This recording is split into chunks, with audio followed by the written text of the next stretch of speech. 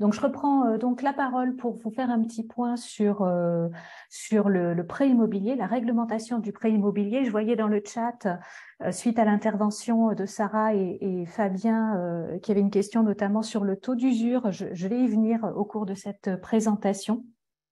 Donc, effectivement, prêt immobilier, très souvent, pour accéder à la propriété, un acquéreur ou un maître d'ouvrage, lorsqu'il s'agit d'une opération de construction, devra avoir recours à un ou plusieurs prêts pour financer son projet, et le prêt principal sera généralement un prêt immobilier. Donc, le prêt immobilier, je ne sais pas, vous m'entendez ? Pardon, le prêt immobilier, il est régi par des dispositions contenues dans le Code de la consommation. C'est un prêt qui peut être accordé pour l'achat d'un terrain en vue de la construction d'un immeuble à usage d'habitation ou à usage mixte. Il peut être accordé évidemment pour la construction d'un immeuble à usage d'habitation ou mixte, l'achat d'un immeuble à usage d'habitation ou mixte, y compris lorsque cette opération est accompagnée de travaux. Il peut financer aussi des dépenses de réparation, d'amélioration, d'entretien d'un immeuble d'habitation existant lorsque le prêt est garanti par une hypothèque ou par une garantie équivalente. Et il peut également financer toute opération de regroupement de crédit garantie par une hypothèque ou par une sûreté comparable ou encore par un droit lié à un bien immobilier à usage d'habitation, quel que soit son objet.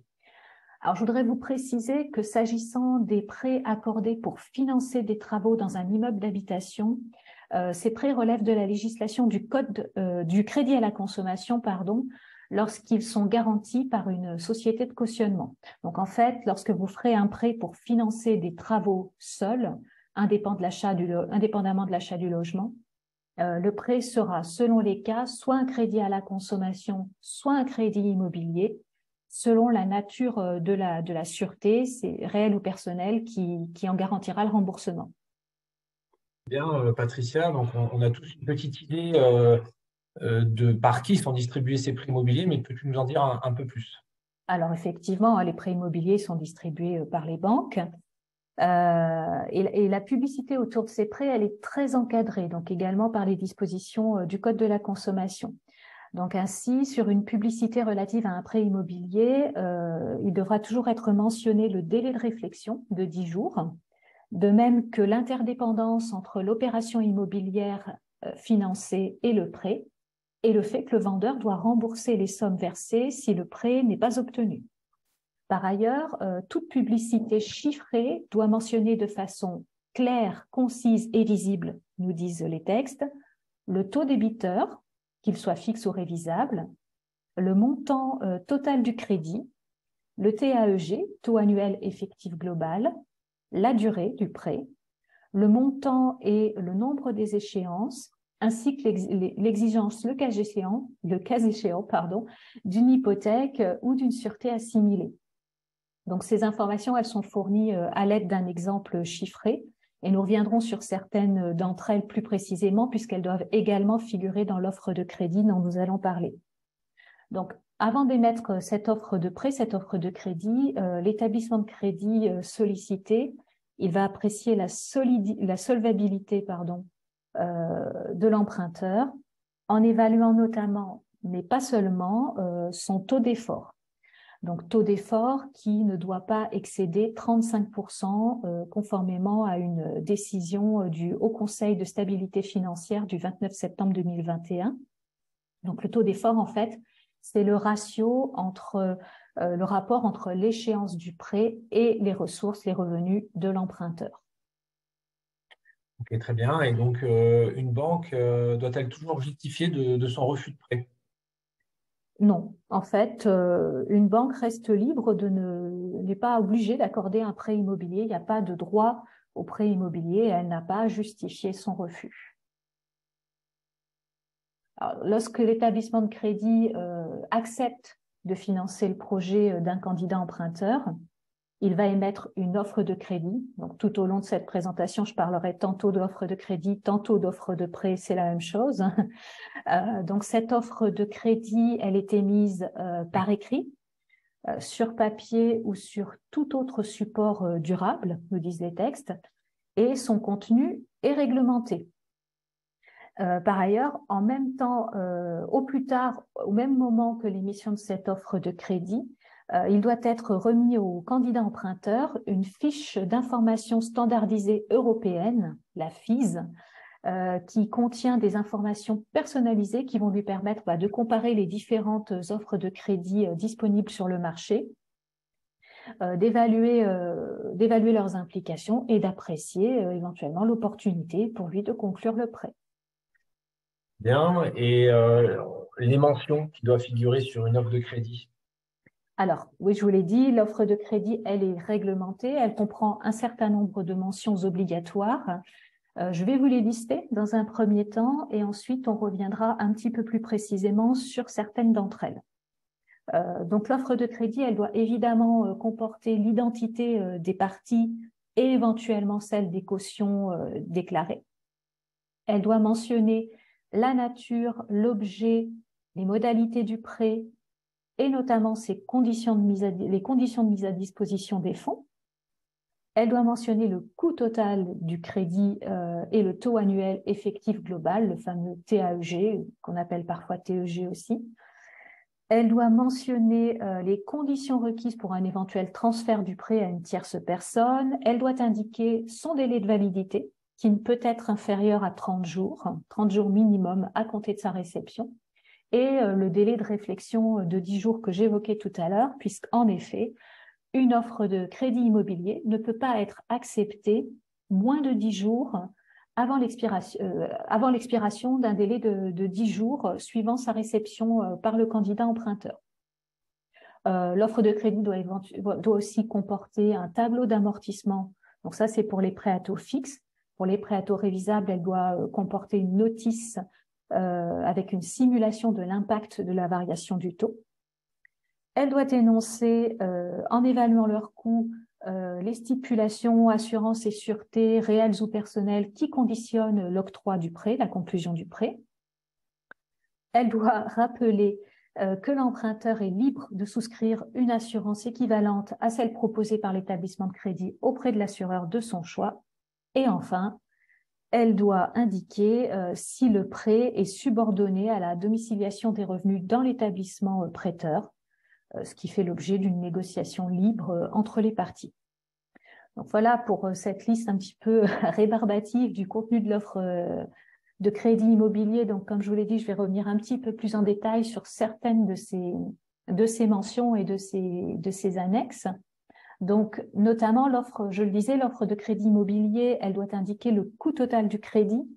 Donc c'est une mention à laquelle les candidats à l'emprunt attachent souvent beaucoup d'importance, sans doute à tort.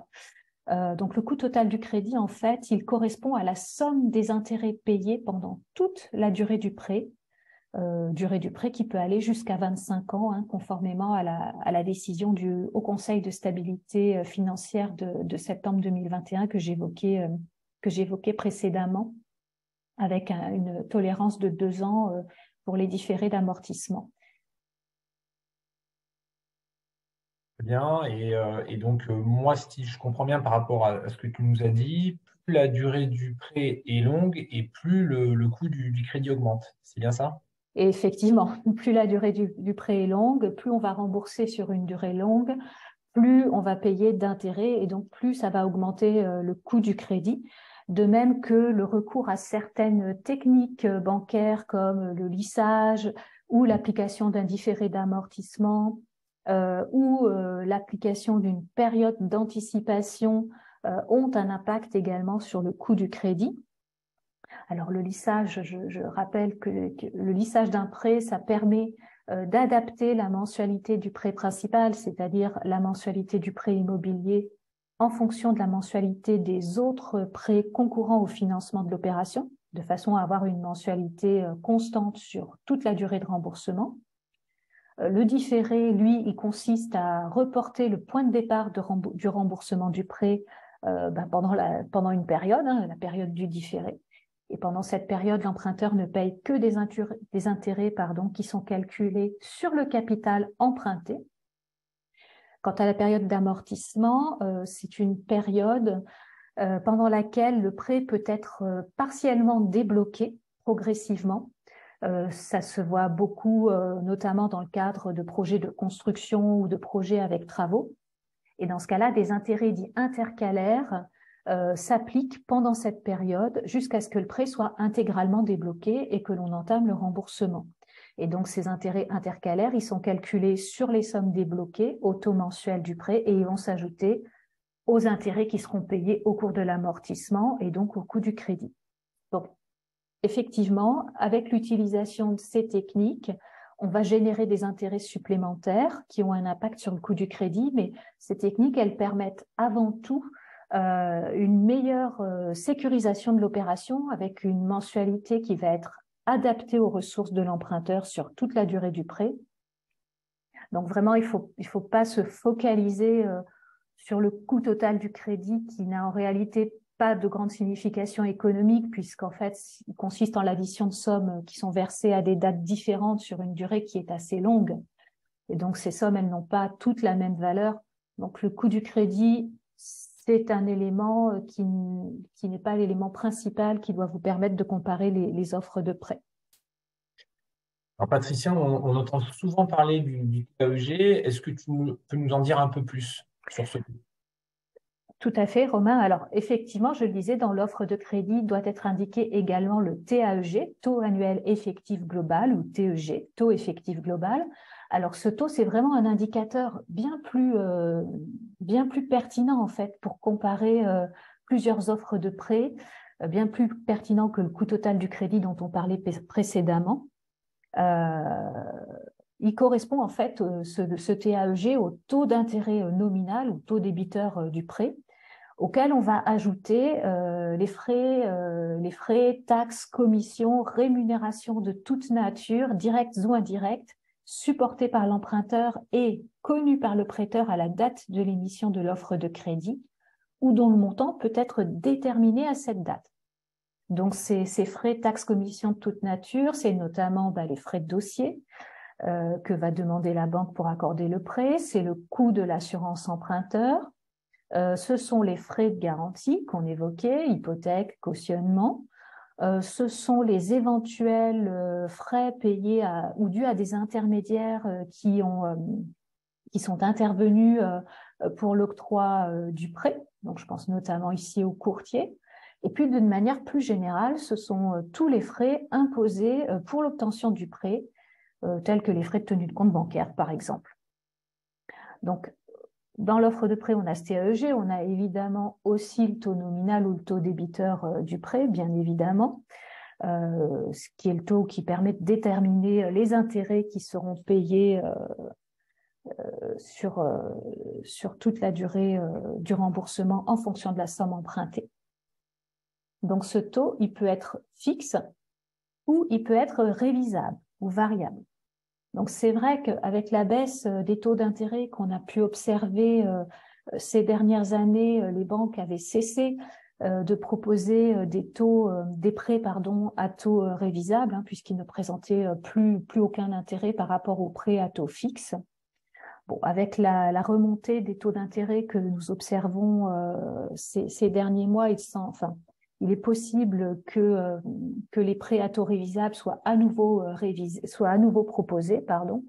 D'ailleurs, on a pu observer, semble-t-il, que le recours aux prêts à taux révisables a pu parfois, dernièrement, permettre de financer des projets qui n'auraient pas pu l'être avec un prêt à taux fixe en raison du niveau très bas du fameux taux d'usure qui était évoqué dans une question du chat.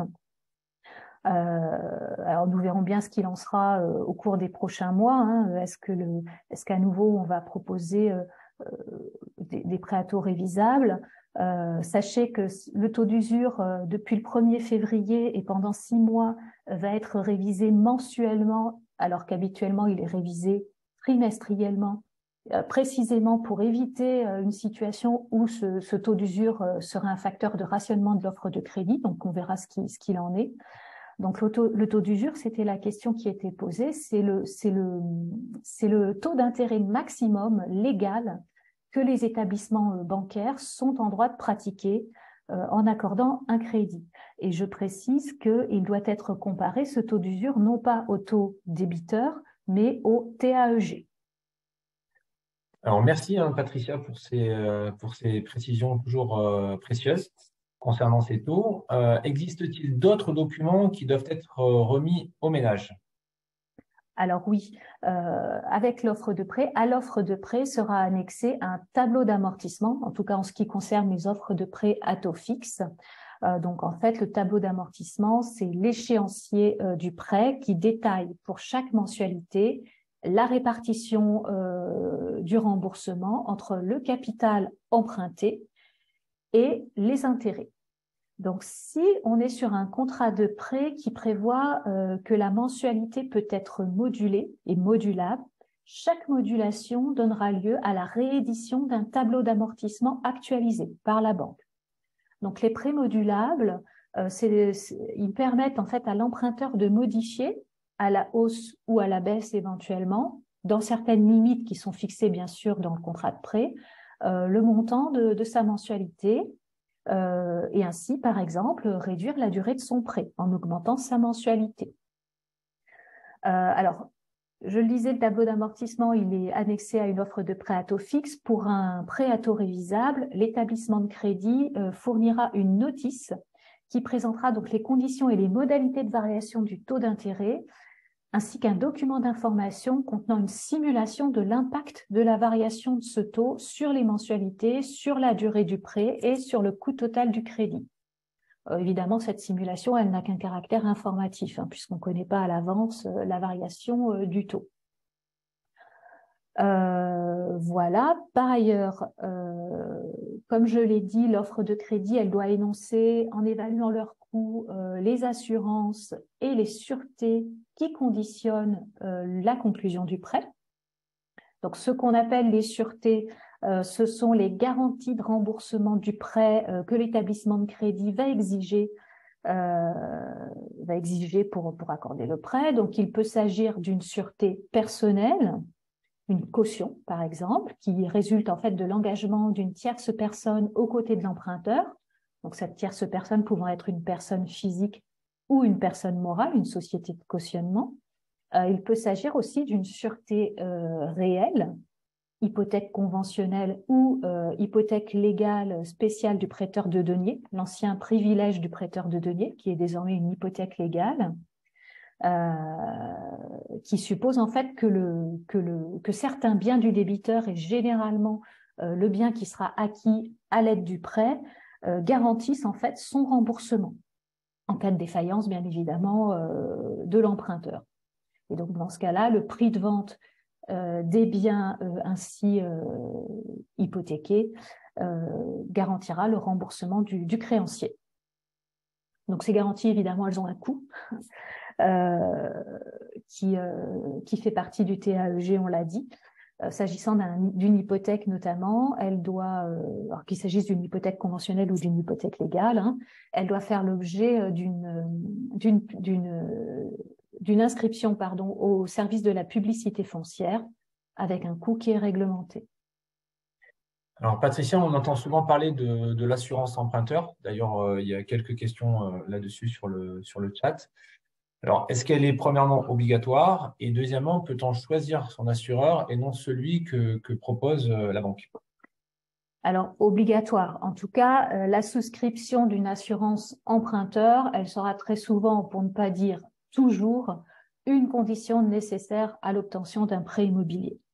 Donc, dans le cadre d'un crédit immobilier, les différentes garanties proposées sont en général, et même toujours la garantie décès, la garantie perte totale et irréversible d'autonomie, PTIA, la garantie incapacité temporaire totale, ITT, la garantie invalidité permanente totale, IPT, et éventuellement la garantie invalidité partielle, permanente partielle, IPP. Donc c'est pour ça qu'on parle parfois d'assurance décès invalidité. Et après, éventuellement, mais ça c'est vraiment en fonction de la situation de l'emprunteur, la banque pourra proposer éventuellement une garantie perte d'emploi. Donc donc tu me demandais, Romain, si on peut choisir librement son assureur. Alors, l'établissement prêteur, il proposera toujours au candidat emprunteur une assurance de groupe qu'il a négociée, dont il a négocié les conditions et les tarifs auprès d'une compagnie d'assurance. Mais il faut savoir que l'emprunteur conserve le choix de son assurance à condition, et ça c'est important, d'opter pour un contrat proposant des garanties équivalentes à celles, à celles demandées par l'organisme prêteur.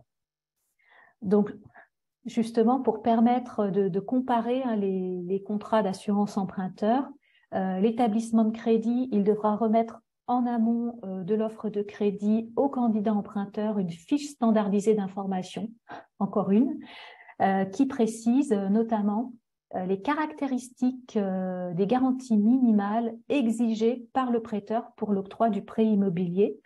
Il faut savoir que l'établissement prêteur peut fixer jusqu'à 11 caractéristiques exigées pour qu'il accepte ce qu'on appelle la délégation d'assurance ou des liaisons.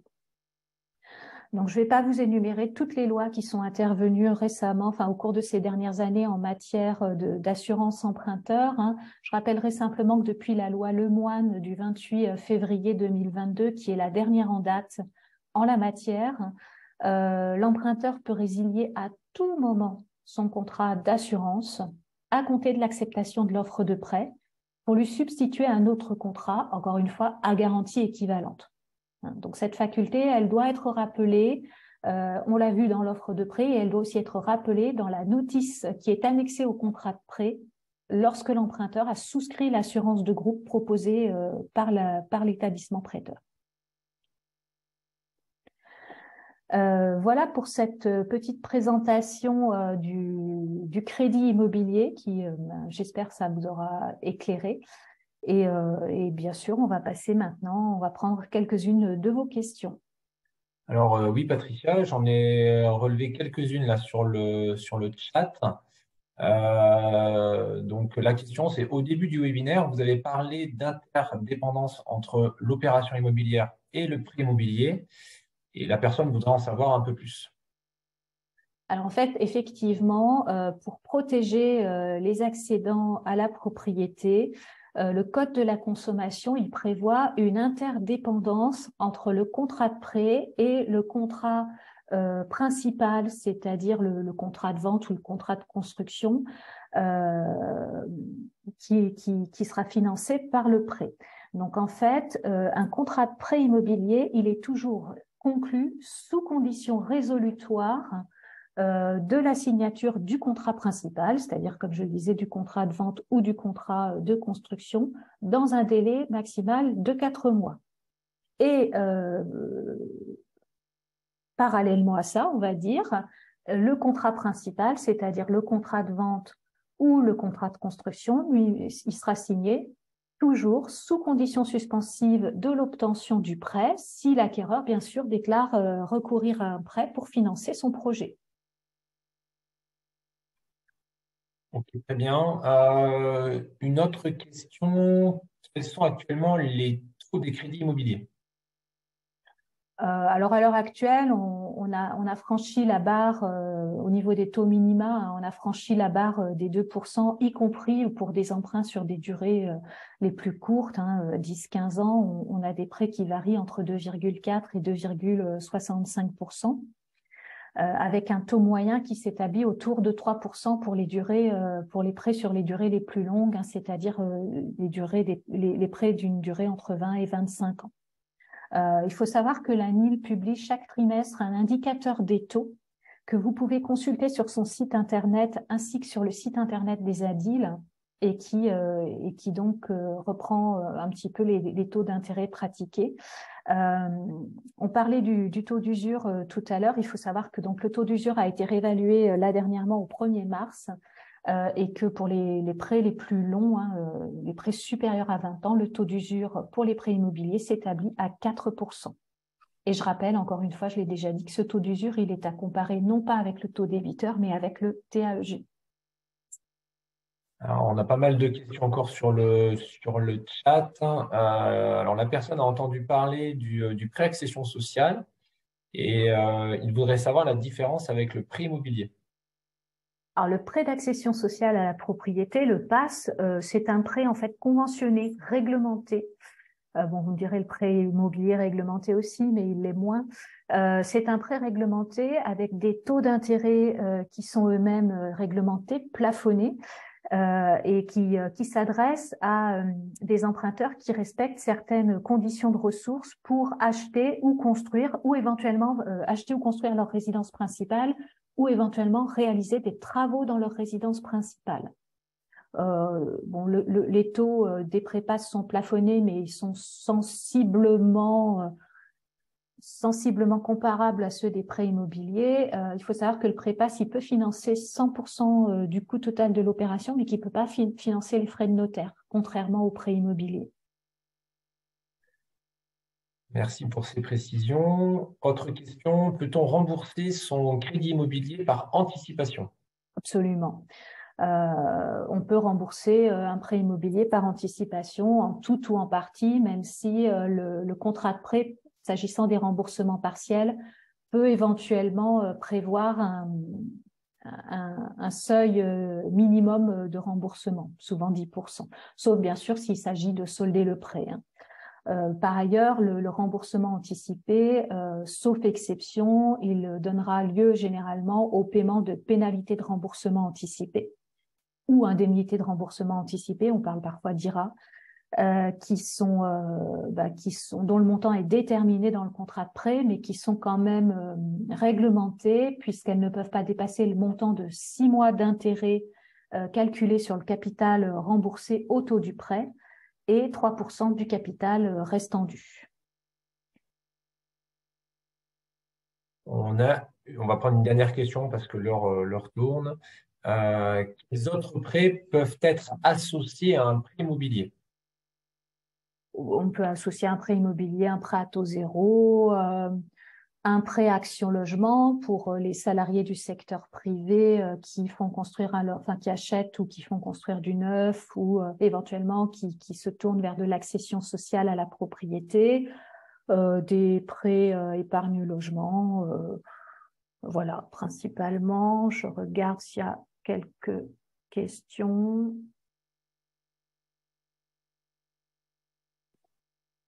Quelques dernières questions. Taux d'usure, on a répondu.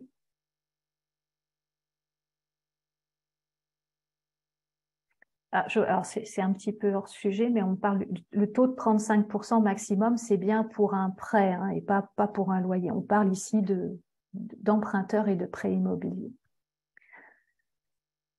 Bien. Il y a beaucoup de questions. J'en vois sur le prêt à taux zéro notamment. Le prêt à taux zéro peut-il payer les frais de notaire? Non, le prêt à taux zéro ne peut pas payer les frais de notaire. On va pas pouvoir y répondre à toutes, mais vraiment n'hésitez pas à contacter les conseillères des ADIL les plus proches de chez vous. Je rappelle que vous avez les coordonnées sur le site de l'ANIL. Et on va passer à la